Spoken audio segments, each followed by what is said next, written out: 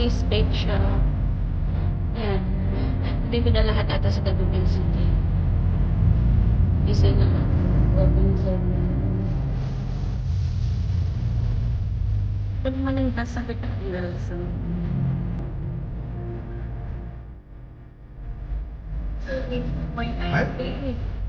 Advanced 81.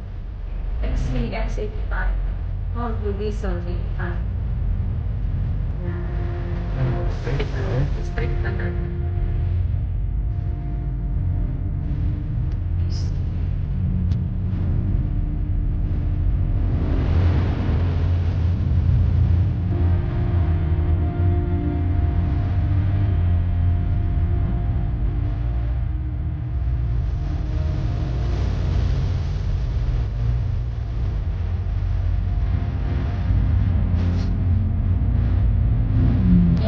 Yung saan tayo nagpa-enhance sa may base.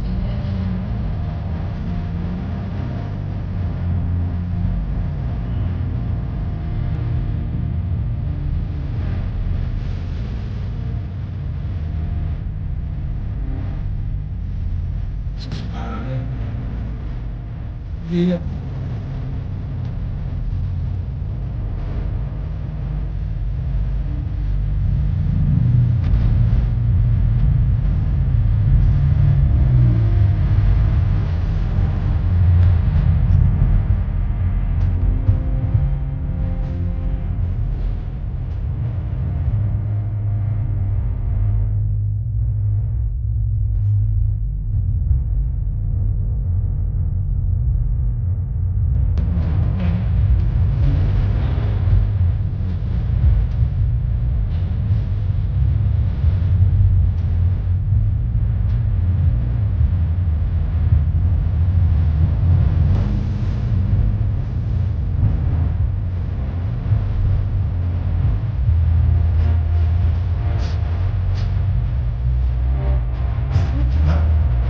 Doon pa ang parking siguro dati. Entrance, oo.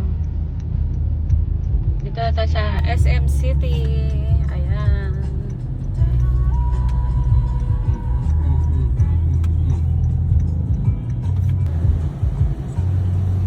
Parking na tayo.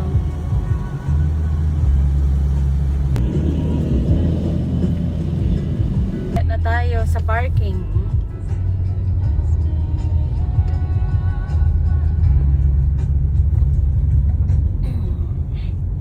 Sa taas o dito? Sabi naman nung lalaki kung ano.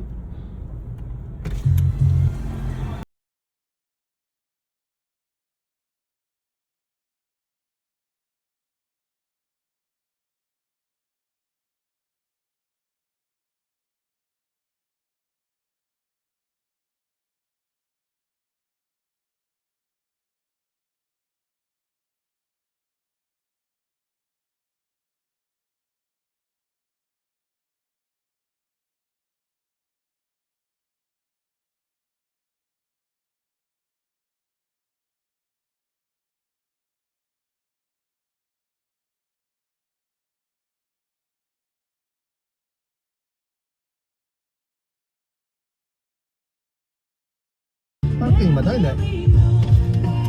Boss! So hanap na tayo ng parking, guys. Iikot tayo ng iikot dito kasi sa sobrang dami ng sasakyan na nakaparking, halos walang maparkingan. So, ito. parkingan kasi hindi naghihirap ang Pilipinas. Akala ko naghihirap ang Pilipinas. Kaya nga, ang dami pang mga sasakyan na bago. Yung mga Sarado sasakyan pa? nila. Ah, sarado pa? Anong oras na? Alas 10 ata?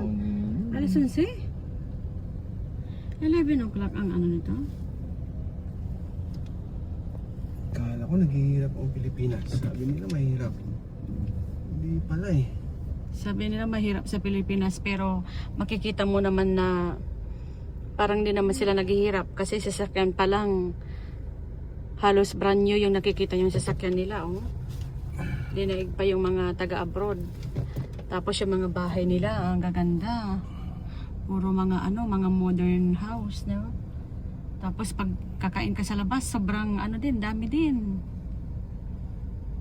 Dito mo. Pag kakain sa labas, halos wala kang maupuan dahil ang dami-daming tao. Tapos pag gugrocery ka rin, ganun din, ang dami ding tao na namimili.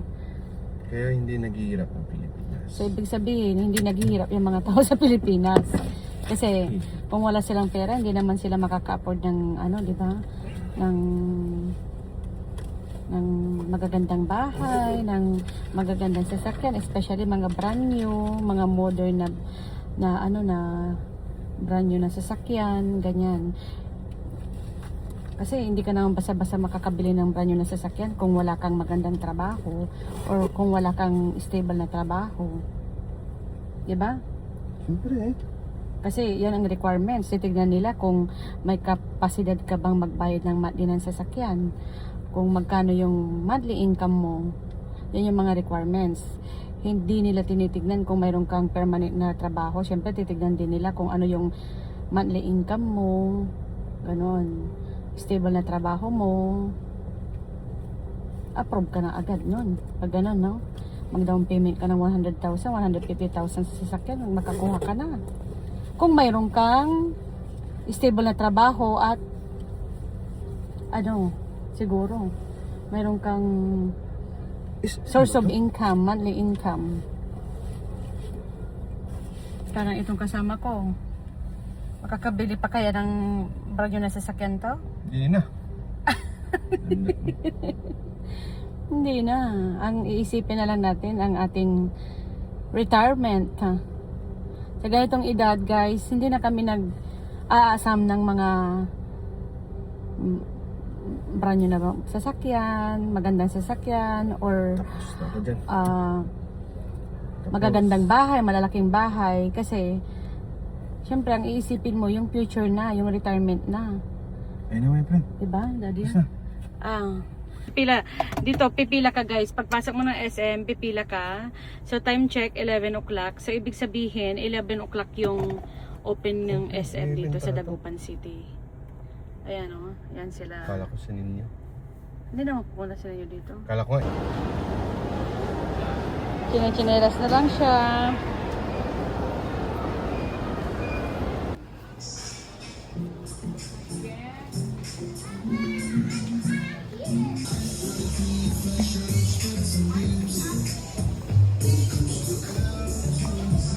Mga white. Ganda oh. Mga AirPods. Tingnan mga daddy, magkano? Ito Mickey Mouse. Tingnan mga, magkano daddy? Magkano? Ganda kaya. Lagay dito. Tapos, ano kasama? O siya yung Dok niya nung may diba?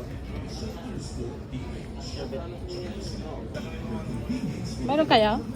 Ay, okay. Ito yung dali. Sige. May design. Yan lang, wala na iba? Digital po.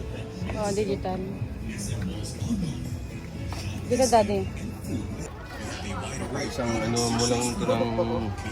Parang may kiluhan tayo sa daddy. Parang dad yan. Tingnan mo, pwede mo na silipin.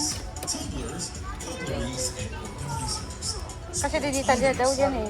Digital na ito. Oh, maganda. Mickey Mouse pa. Sige nga, ipasok mo pa. Ay, malaki.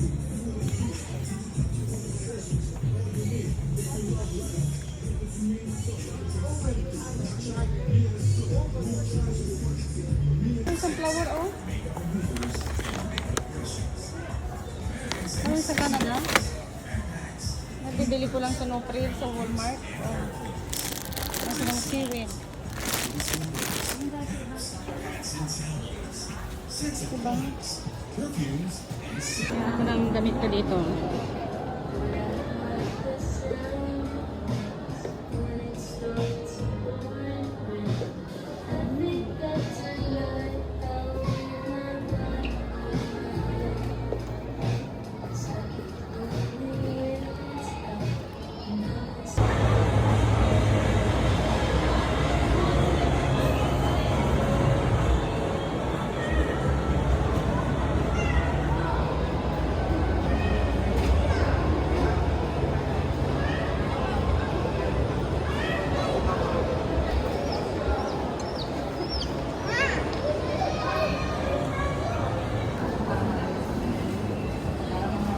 Wala.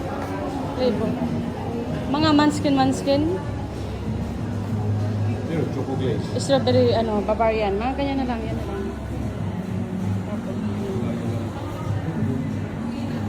Ayan. Okay. Audit, ano na natin. Magkano, Isang bilang. Tanungin natin. Ay, pe. Ay, meron sila dito ano. Tingnan.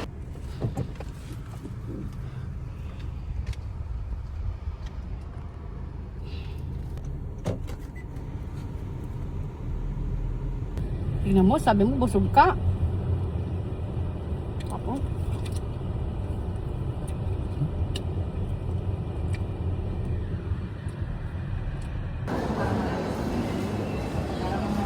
Wala. Flavor. Mga manskin. Pero choco glaze. Strawberry, Bavarian. Mga ganyan na lang. Yan na lang. Ayan. Okay. Audit, ano na natin. Magkano, Isang bilang.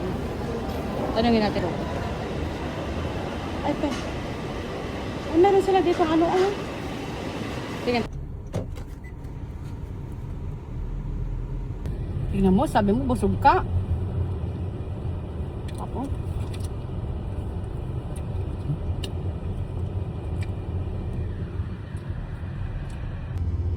Bumili si daddy ng buko juice. Buko juice tsaka mani. Ayun daddy. Ang mani. Wait lang, bebe.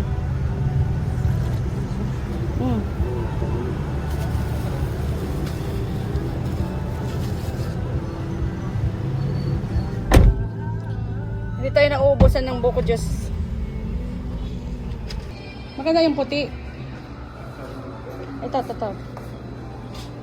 Itong puti, daddy, try mo. Mas maganda tong puti. Kaya lang ang tela niya kasi parang makapal. Oh, matigas na.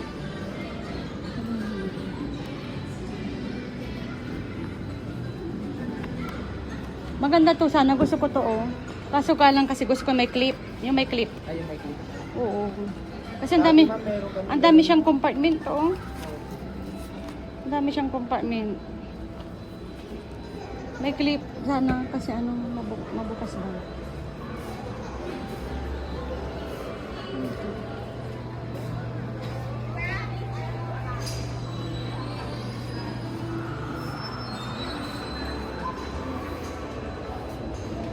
Maganda din yung jacket, daddy, oh. Yung brown. Ito. Ha?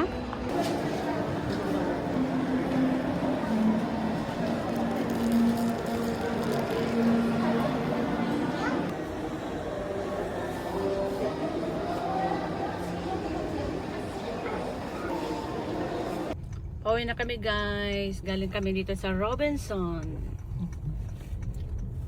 Namili lang kami ng konting.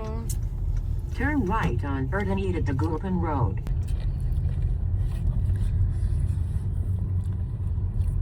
Pauwi na kami, guys. Naalala ko yan, daddy. Saan ako? Right, left. Ako. Saan ako? Right. Ha? Right. Right. Oh, right to, daddy. Ito. Yung time na nagka-Canada pa ako, dyan kami nagpunta muna.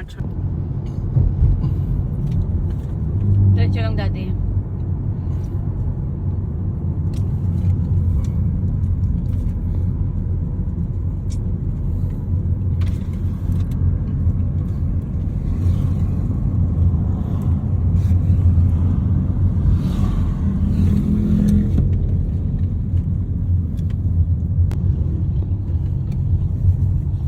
Saan ako? Diretso lang. Diretso. Oo, diretso na to. Diretso na to, daddy. Paano? Hindi pa pwede magdiretso? Diretso to, daddy. Hindi pa pwede? Magdiretso ka doon? Ayan na, doon ka sa kabilang line. Dito.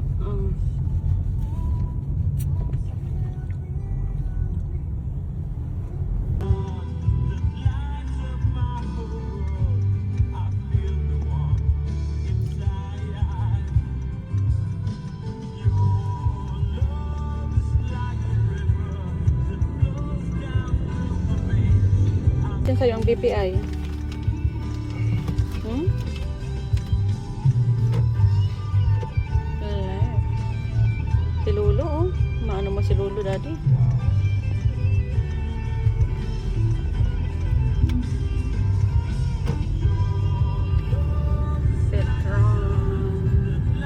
Continue on to Gulpen Linkayan Road. May GPS ka na. Gabi na tayo, daddy. Starbucks.